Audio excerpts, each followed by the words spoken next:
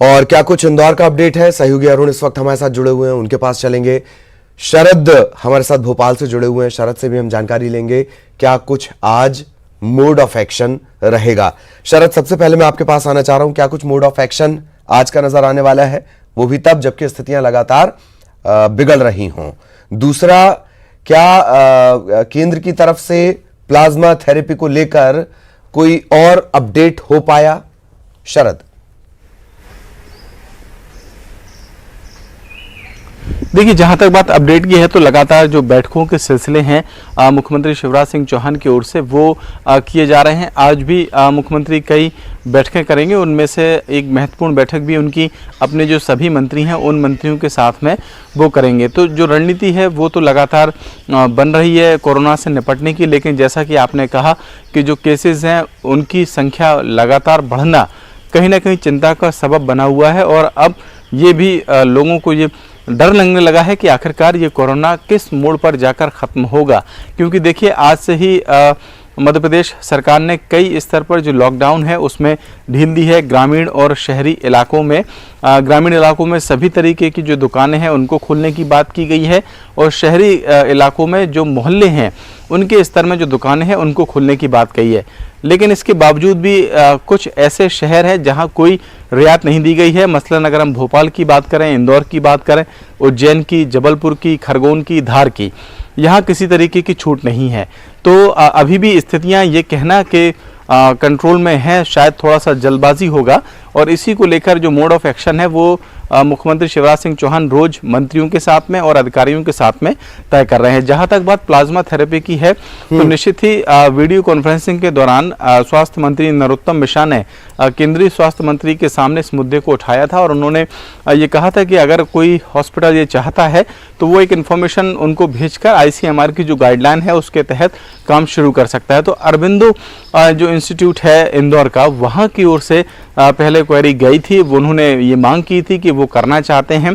संभवतः ये प्रक्रिया आगे बढ़ गई है, लेकिन क्या इससे इलाज करना कारगर साबित होगा उन मरीजों के लिए जो पीड़ित पॉजिटिव हैं, और वो भी ख़ास तौर से इसमें प्लाज्मा को लेकर भी कई तरीके के सवाल होंगे कि प्लाज्मा आखिरकार जो मरीज़ ठीक हो रहे हैं उनसे लिया जाए, फिर उसकी एक प्रक्रिया होगी। तो ये एक प्रक्रिया है जो पूरा करना होगा, लेकिन कह सकते हैं कि उम्मीद बेहतर की जानी चाहिए, और अगर ये थेरेपी कोई कारगर साबित होती है तो निश्चित ही फिर इसको और मध्य प्रदेश में आगे बढ़ाया जाएगा। जी, लेकिन इसके कारगर साबित होने में इस समाज की, ज़्यादातर समाज की वो सड़ी हुई सोच भी इसमें शामिल है कि हमारे पास अच्छे दिमाग होते हुए भी अच्छे डोनर नहीं हैं, अच्छे दाता नहीं हैं, और प्लाज्मा टेक्निक के लिए, प्लाज्मा थेरेपी के लिए डोनर बहुत ज़्यादा ज़रूरी हैं।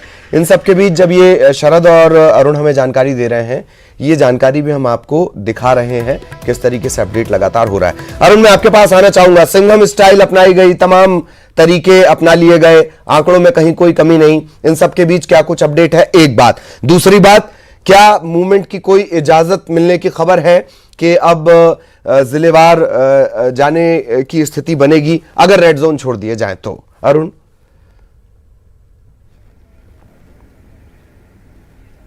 बिल्कुल, देखिए अगर मूवमेंट की बात की जाए तो आज से पीथमपुर औद्योगिक इंडस्ट्री उसमें 96 उद्योग शुरू हो जाएंगे, और 110 उद्योग पहले से चल रहे हैं, तो 206 उद्योग आज से शुरू हो रहे हैं, जिससे ये बड़ी खबर इसको कहा जाएगा कि अब उद्योग एरिया में काम काज शुरू हो गया। लेकिन इंदौर की अगर बात की जाए तो इंदौर में कोरोना से चिंताजनक हालात बने हुए हैं। 1176 मामले अभी तक सामने आ चुके हैं, और 500 जो सैंपल सुपरा लैब अहमदाबाद भेजे गए थे उसकी रिपोर्ट भी आज शाम को आएगी। तो उसमें भी करीब 20% का जो आंकड़ा होता है कोरोना पॉजिटिव होता है, तो करीब 100 के करीब और कोरोना पॉजिटिव मरीजों की संख्या बढ़ जाएगी, तो इस संख्या 1200 के पार चली जाएगी। और अगर पांडिचेरी जो भेजे गए 606 सैंपल, उनकी भी जांच रिपोर्ट आएगी तो उसमें से भी करीब 200 लोग बढ़ेंगे। तो अभी जो कोरोना पॉजिटिव मरीजों का आंकड़ा है वो लगातार इंदौर में बढ़ रहा है, लेकिन सबसे बड़ी बात है कि जो एहतियाती कदम उठाए जाने चाहिए थे वो प्रभावी तरीके से अभी भी नहीं उठाए जा रहे हैं। यहाँ पर अभी भी लोग बॉम्बे बाजार में इकट्ठे दिखाई दिए, कई लोग इकट्ठे हो गए थे, कई लोग घरों से निकल आए थे।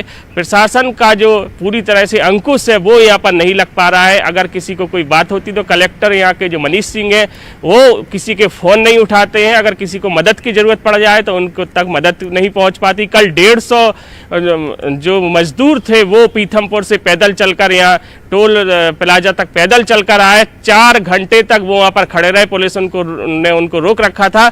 उन्होंने कई बार जिला प्रशासन के अधिकारियों, कलेक्टर मनीष सिंह से बात करने की कोशिश की, लेकिन उनका फ़ोन नहीं उठा।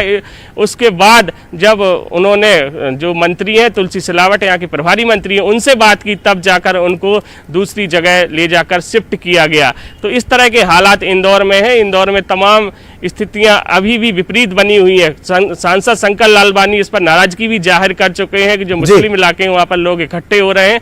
कल उन्होंने इस पर अपनी नाराजगी भी जताई थी, जिस तरह बॉम्बे बाजार में लोग इकट्ठे हो रहे हैं। और अगर संक्रमण की बात की जाए तो एक MGM मेडिकल जो कॉलेज है उसके एसोसिएट प्रोफेसर हैं, उनमें भी कोरोना पॉजिटिव वो पाए गए हैं। एक मेल नर्स है MY के, वो भी कोरोना पॉजिटिव पाए गए, और रेसिडेंसी एरिया का एक कर्मचारी है वो भी कोरोना पॉजिटिव पाया गया है। तो तमाम अभी डॉक्टर और कर्मचारी, ये बात सही है, कभी-कभी ऐसा अधिकारियों जा रहा है, तो कभी-कभी ऐसा अधिकारियों में हो जाता है, अहम ब्रह्मास्मि का स्तर उठकर अहम ओनली ब्रह्मास्मि हो जाता है, तब वो फैसले लेते हैं। खैर, बहुत बहुत शुक्रिया अरुण आपका इस तमाम जानकारी के लिए। शरद आपका भी बहुत बहुत शुक्रिया।